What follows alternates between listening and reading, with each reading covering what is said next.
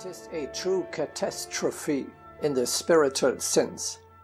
For centuries, since the prime of the monks' orders, the Western world has ceased to produce any real teachers of life, namely masters who practice the sanctification of their ego firsthand and instruct disciples to imitate them.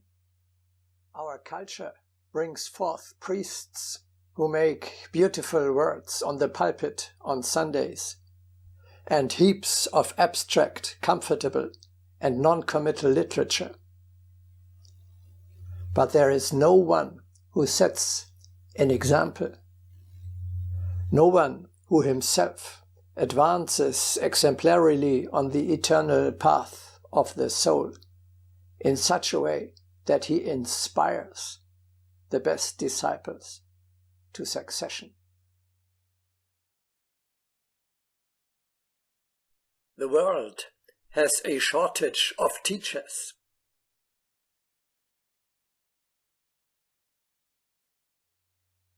It has come so far that what is actually the highest mission of every human being, namely the succession of a great master, is regarded as unheard of. We are lacking a whole tradition, mental attitude, and readiness, which are, however, sorely needed if the development is to go upwards again in the spiritual sense. The thought of obedience to a teacher is alien to people.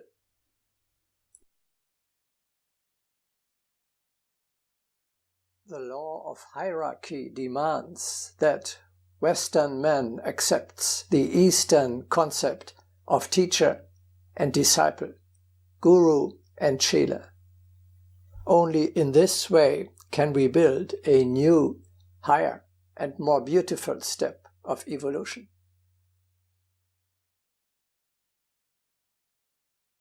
Blessed India, you alone have guarded the concept of teacher and disciple. One can ask a Hindu boy if he would want to have a guru.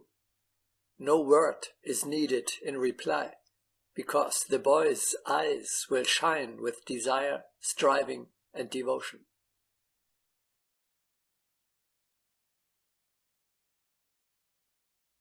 Only when you decide to take a teacher and follow him will the spiritual path turn from a dead, non-committal abstraction to a living reality which shapes your whole everyday existence. It is the very essence of the spiritual path to choose a spiritual leader and to prove to be a worthy disciple of him.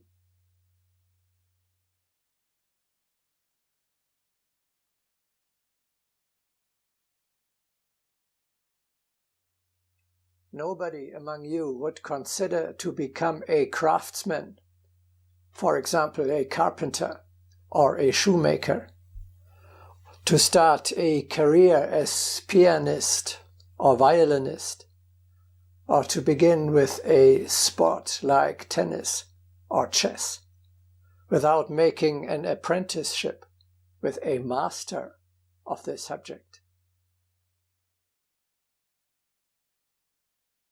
When people will accept the concept of the teacher, a new step will be prepared.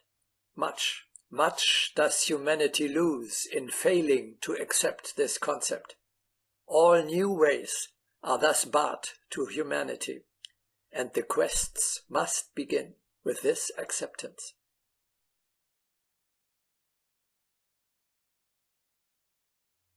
Of course, you only obstruct your own development if you refuse to learn from them who know better than you.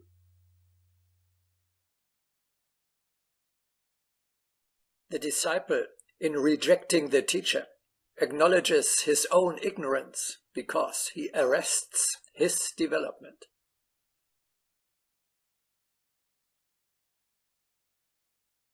This is particularly true for those walking on the spiritual path. One's path cannot proceed without higher guidance.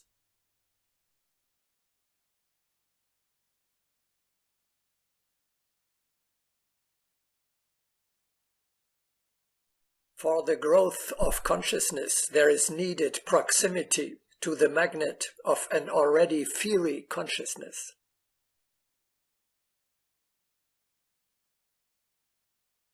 It is the teacher alone who elevates the disciple up to a higher level.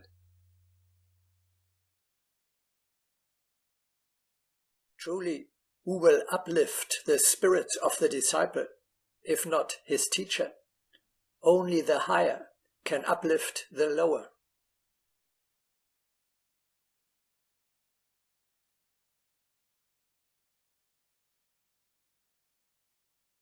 The guiding hand is the uplifting hand.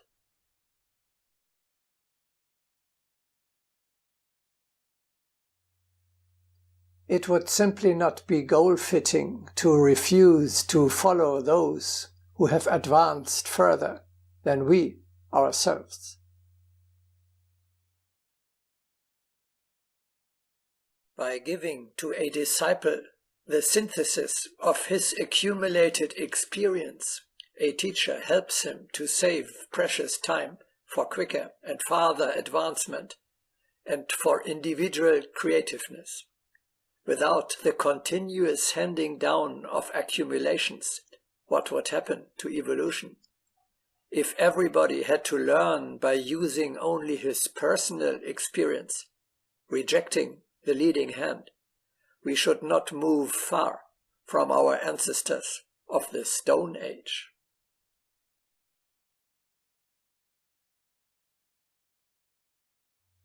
This is exactly what Jesus taught.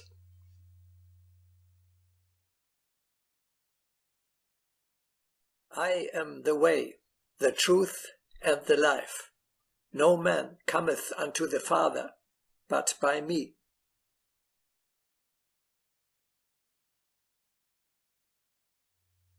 Therefore, it is impossible to practice Agni Yoga without a teacher. There, where the fiery teacher is absent, the direction will not be on the side of the teaching. One cannot realize the great teaching without the fiery teacher, without the striving of the spirit to the world of the teacher. The guiding principle is the fiery teacher. One cannot pass without him. One cannot advance without him. One cannot attain without him.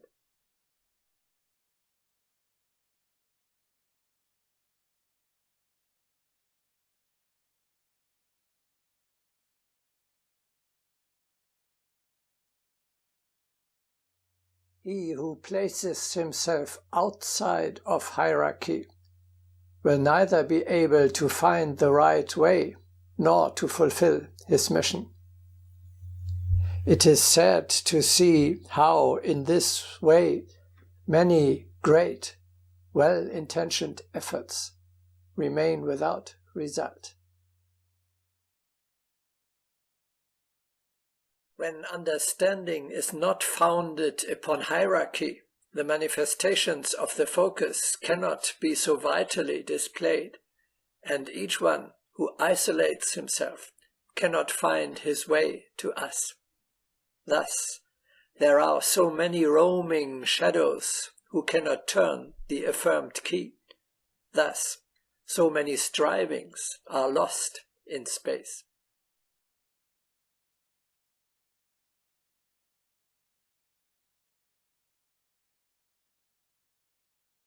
The non-acceptance of a teacher leaves the disciple without guidance, and no action of such wandering spirits has any constructive importance.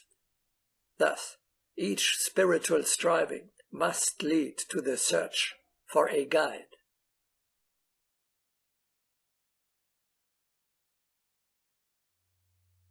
Have you ever asked yourself why your exertions are not successful?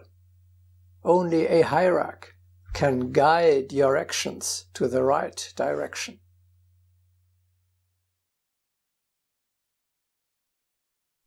He who strives upward without hierarchy may be compared to an archer who shoots arrows heavenward with closed eyes, expecting that one of the arrows will reach a bird. All chance must be eradicated from life. We know in which direction we move, and we trust our leader. Only thus will no arrows be aimlessly lost.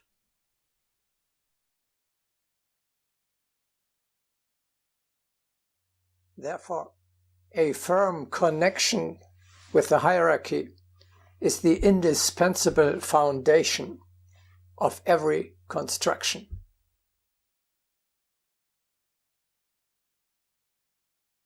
How can a tree stand powerfully if one tries to uproot it?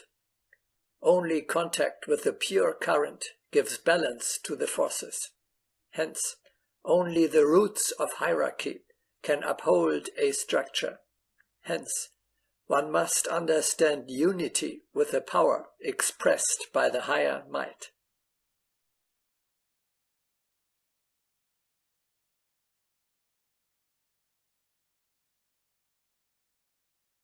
How can one create without acknowledging a higher leader? How can one build without sensing the thread that binds one with the hierarch? How can one expect sendings when the spirit does not unfold to meet the light?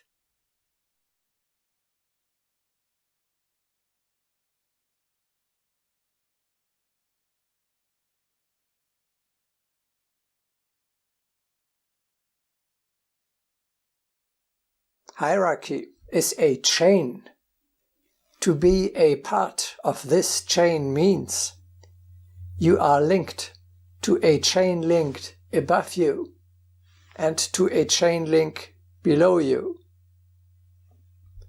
Each of us is at the same time both a disciple of a higher one and a teacher to all those standing beneath him. Each teacher remains also a disciple, for amid hierarchy he will be a link in the chain of eternity. Likewise, in the descending line, each disciple will also be a teacher. It is a mistake to think that certain initiations elevate one to the step of absolute teachership.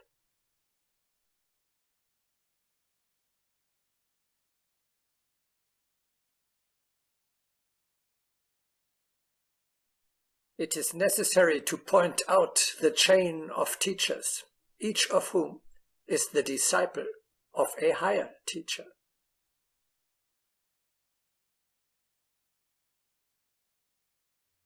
Your teacher is nothing else than the next higher link in the chain of hierarchy, to which you have to tie yourself firmly. Through him only are you connected with the still higher levels and with the supreme will emanating from the very top. The teacher is your personal connection with the hierarchy. In cosmic creativeness, everything is built upon succession. Only attraction to the chain of hierarchy can lead to the path to infinity.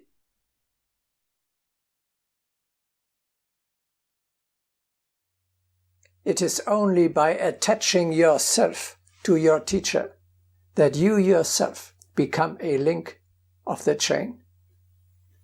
Thereby, the hierarchy, wherever you are standing, becomes a living reality of your everyday material earthly life. As you are being helped from above, you support those who stand beneath you. You follow your teacher, who, in turn, being at the same time a disciple himself, follows an even greater one, and your disciples follow you.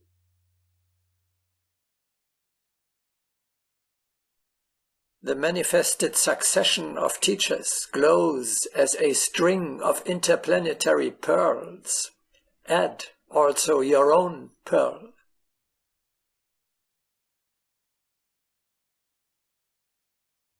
People have always instinctively sought the proximity of the great masters. Precisely the emanations of a pure earthly teacher raise the vibrations all around him, sometimes over a tremendous area. Thus, not only is space purified, but sometimes even the fires of the individuals who surround him are kindled. That is why, in ancient times, it was considered a great privilege to live near a teacher and serve him.